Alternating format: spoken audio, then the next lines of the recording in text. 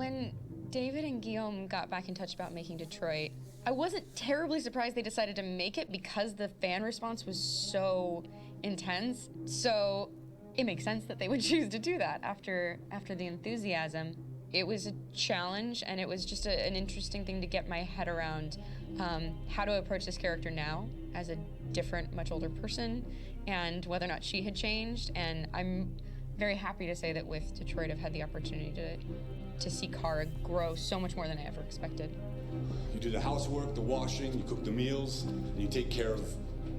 God damn it, when the fuck's the rat gone now? Alice!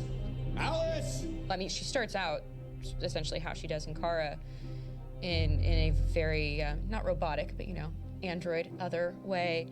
And getting to take this journey where she becomes more and more human as it goes on. You know, and as an actor, that's a wonderful exploration in every way, whether it's how she sits, her posture, how her voice changes, how emotions change, and how much emotion is based on things like empathy and social experience. And so having, you know, as much material as I got with David to have this huge, nuanced arc was really incredible. Why couldn't we just be happy? This experience has been quite different than the experiences I've had shooting film or TV or doing theater work. I have 83 dots on my face and, you know, really flattering black wetsuit type thing, and you're jumping around with props, and it's kind of like being a 10-year-old imaginative kid, which is fun. There's 80 cameras around us. It's already lit, so we just shoot and shoot and shoot and shoot and shoot. There's no change of sets. There's no hair and makeup, there's no wardrobe, so we move really fast, and we'll go through about 35 pages in a day. Working in TV or film, we'll probably do 6 pages a day. It's kind of acting boot camp. It's like working out constantly. I mean, you're doing this thing, and then you got to do something that's completely other back to back to back. And so that kind of process of working is very challenging, but it's also very exciting because you just have to keep coming up with new ideas, and your head goes all over the place because you're trying to keep track of basically 4 different storylines for each different response. You shot that girl, for fuck's sake. It was a machine that looked like a girl. Yeah, I know what I should have done. I just told you I couldn't. All right, I'm sorry.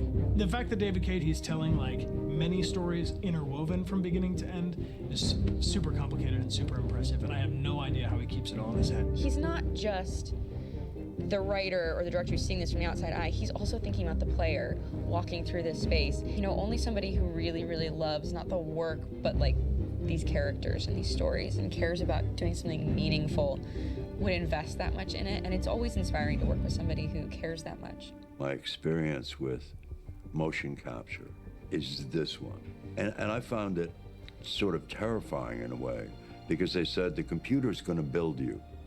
But then as we got into it, I realized all the elements of it were still artistic. I just dipped into a really brilliant setup here.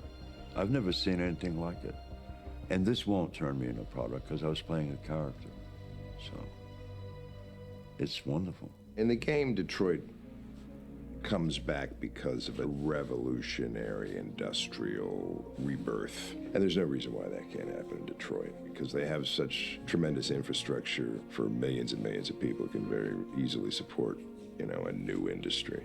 The city is really strong and resilient, but the city has also been through so much. You see the damage, but it takes that time of kind of rebuilding and reinvesting into the city that I think is happening slowly but surely. The potential of Detroit as a city is something that this game does a lot of justice to, because it would be easy to look at Detroit as some place that used to be, and that's not the case. This game provokes a lot of conversation and reflection on our potential near future engagement with machines. That's what we are to them. Just merchandise on display in a shop window. I think that a group that feels marginalized, feels like they deserve and have earned access to themselves and the environment around them, and are trying to figure out a way to articulate how to get freedom. What was I designed to be? Their slave? Their toy?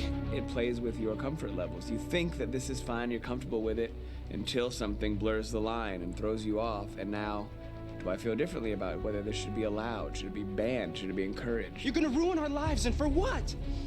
For a bunch of machines? They are not machines! They are alive! I'm alive! You're alive! They're nothing! There are lots of comparable comparisons to any type of persecution of religion, race, etc., dating way back. It can't just be a video game where you shoot them up or where people make these choices to do whatever. I think that's the whole point. You have the choice, and you can either choose to go in one direction with your character or another. And I think that's going to be very telling about the gamer. Very telling. I think there's going to be a really strong reaction to this game, which has such a strong perspective. I'm that much more proud of it now to get to be a part of it because it's important. In this game, you're actively building and designing the character through not just what kind of shield does he have or what color hair does she have, but like their temperament and the way they deal with problems. The different endings to this game are so radically different based off maybe seemingly insignificant choices in the moment, but like life, they all add up. And can't play life again, though.